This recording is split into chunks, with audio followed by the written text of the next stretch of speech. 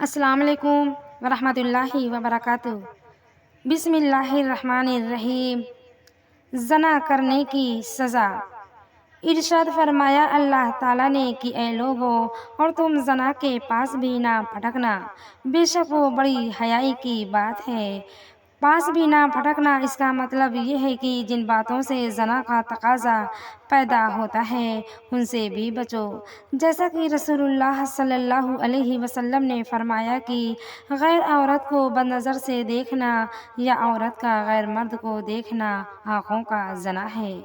باتیں کرنا اور سننا زبان اور کانوں کا زنا ہے۔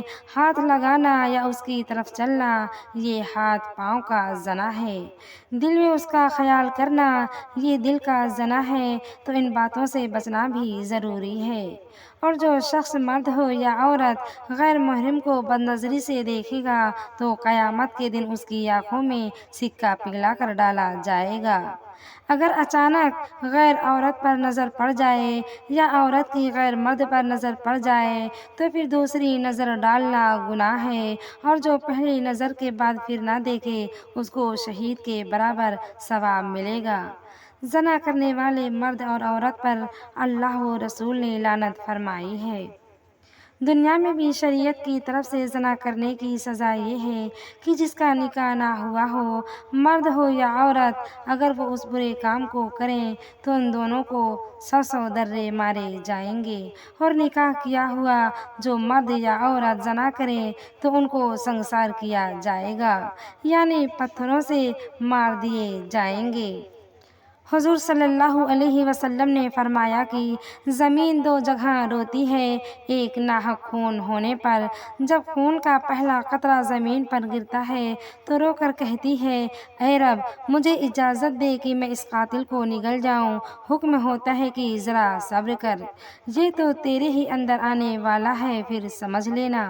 اور جب کوئی زنا کرتا ہے تو زمین رو کر کہتی ہے، اے رب مجھے اختیار دے کہ میں اس زانی اور زانیہ کو نکل جاؤں۔ حکم ہوتا ہے کہ ذرا صبر کر، یہ دونوں تیرے ہی اندر آنے والے ہیں، اس وقت سمجھ لینا۔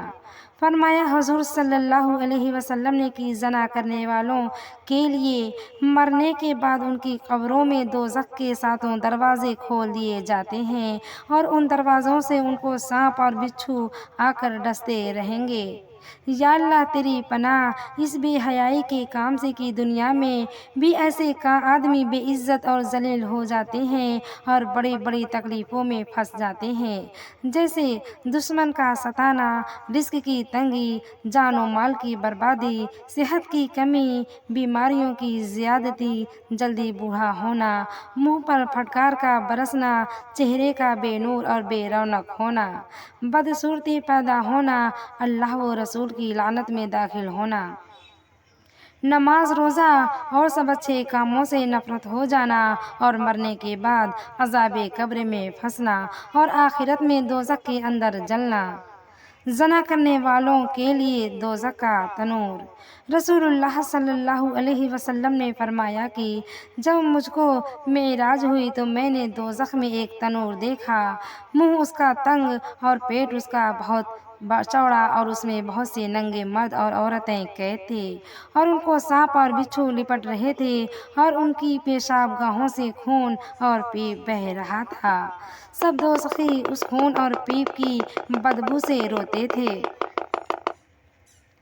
میں نے جبرائیل علیہ السلام سے پوچھا، یہ کون لوگ ہیں؟ کہا، یا رسول اللہ صلی اللہ علیہ وسلم، یہ زنا کرنے والے مرد اور زنا کرنے والی عورتیں ہیں۔ دنیا میں دیکھا گیا کہ بعض زانی اور زانیہ سوزاک، آتش وغیرہ کی بیماریوں میں پھنس جاتے ہیں۔ یا اللہ بچا ہم کو اس لعنتی کام سے۔